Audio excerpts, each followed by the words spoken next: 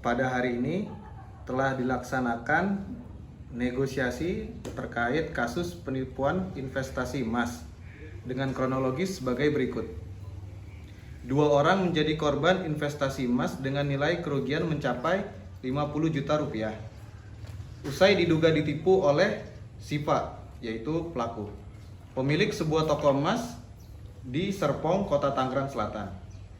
Investasi emas ini bermula pada tahun 2019 saat Sofia, yaitu korban, ditawari Siva untuk berinvestasi emas dengan keuntungan 5%. Kemudian Sofia mengajak Ayu, yaitu korban juga, untuk gabung dalam investasi tersebut.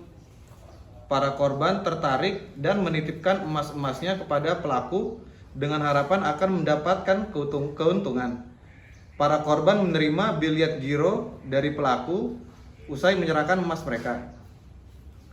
Para korban mengaku pencairan biliet giro tersebut lancar dan keuntungan sesuai dengan persentase.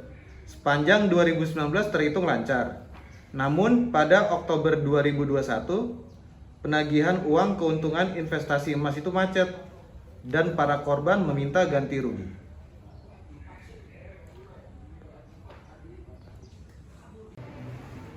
Assalamualaikum warahmatullahi wabarakatuh. Selamat siang ibu-ibu semua. Perkenalkan, nama saya Yusetika. Saya di sini sebagai negosiator. Sebelumnya saya persilakan terlebih dahulu untuk para penggugat memperkenalkan diri. Terima kasih. Baik, di sini saya sebagai penggugat dalam kasus penipuan investasi emas. Saya di sini bersama teman saya Ayu. Baik, selanjutnya untuk tergugat boleh memperkenalkan diri. Baik, di sini saya Siva sebagai tergugat dalam kasus ini.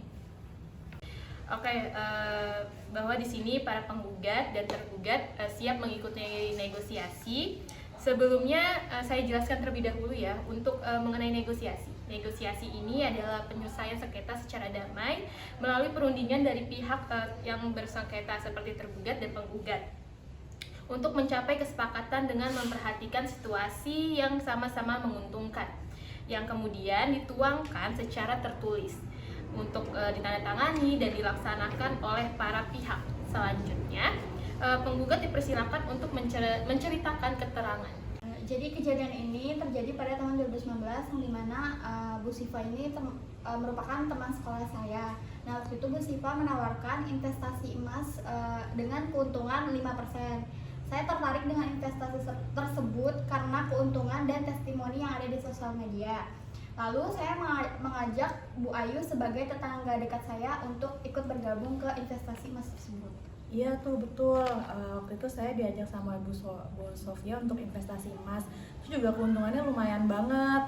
Nah, awal-awal pada sepanjang tahun 2019 pencairan keuntungannya itu sesuai dengan kesepakatan.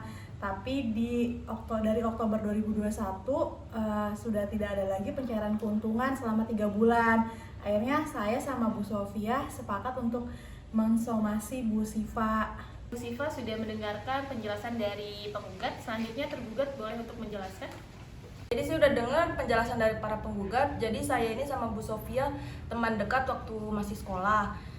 Saya mengakui karena saya menawarkan investasi emas tersebut. Jadi waktu awal tahun 2019 itu keuntungannya udah saya kasih ke para penggugat. Cuman karena ada satu hal dan lainnya yang menyebabkan keterlambatan pembayaran keuntungan tersebut. Seharusnya masalah ini bisa diselesaikan secara baik-baik karena mengingat saya dengan Bu Sofia itu teman baik waktu masih sekolah.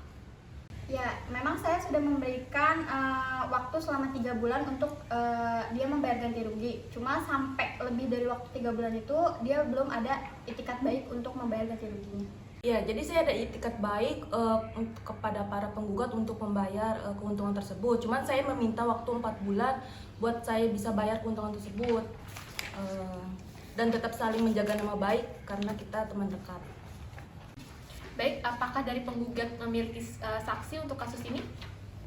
Ada saksinya tetangga depan rumah saya namanya Naya. Untuk Bu Naya boleh dipersilakan duduk. Untuk Bu Naya, apakah Bu Naya mengetahui terkait kasus ini? Baik, sebelumnya terima kasih kepada Bu Aziza untuk kesempatannya. Jadi benar, saya ini tetangga depan rumahnya Ibu Ayu. Setahu saya, Ibu Ayu dan Ibu Sofia ini memang mengikuti investasi emas. Mereka juga pernah cerita kalau investasi ini memang lumayan besar. Cuma beberapa bulan belakangan ini, Bu Ayu cerita ke saya kalau pencairan keuntungannya tuh nggak kunjung dibayar. Makanya Bu Ayu dan Bu Sofia ini udah menegur si tergugat untuk segera dibayarkan. Oke, setelah mendengar penjelasan dari penggugat dan tergugat dan saksi, dapat saya simpulkan bahwa ibu-ibu semua di sini menginginkan adanya hubungan baik. Dari ibu-ibu menginginkan adanya masalah ini segera diselesaikan, mengingat Bu Sofia dan Bu Sifa adalah teman dekat yang sudah lama. Cuma karena ada sedikit kendala dari penggugat yang belum memenuhi janji untuk membayar keuntungan dari pihak penggugat, untuk kelanjutannya ada yang ingin disampaikan? Kalau dari kami berdua sebagai penggugat akan memberikan waktu tambahan untuk tergugat membayarnya dalam jangka waktu 4 bulan. Baik, dari pihak penggugat ingin dibayarkan keuntungan dari investasi tersebut. Nah, untuk dari tergugat, apakah ada yang ingin disampaikan? Oke, jadi saya mengakui adanya keterlambatan pembayaran dan saya meminta waktu 4 bulan untuk saya bisa melunasi pembayaran tersebut dan tetap terjaga hubungan baiknya.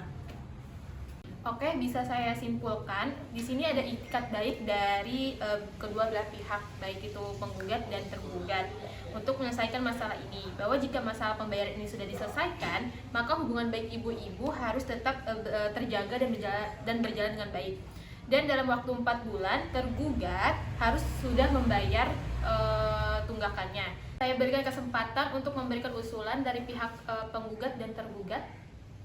Oke, jadi yang sudah disampaikan sebelumnya, kami pengen pihak tergugat tuh bisa melunasi dalam jangka waktu 4 bulan, mengingat jumlahnya itu besar, yaitu 50 juta rupiah.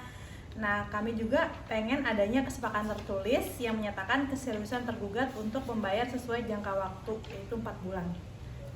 Baik, yang dapat saya lihat adanya itikat baik dari kedua belah pihak, yaitu telah menyelesaikan masalah ini dan memberikan waktu jangka 4 bulan setelah negosiasi ini dilakukan. Artinya ada kesepakatan damai untuk menjaga hubungan baik dari pihak tergugat dan juga penggugat. Diterima dan semua para pihak setuju ya. Oke, sekiranya itu yang bisa saya sampaikan. Terima kasih untuk para ibu-ibu, semoga tetap menjalankan hubungannya baik ya Bu ya.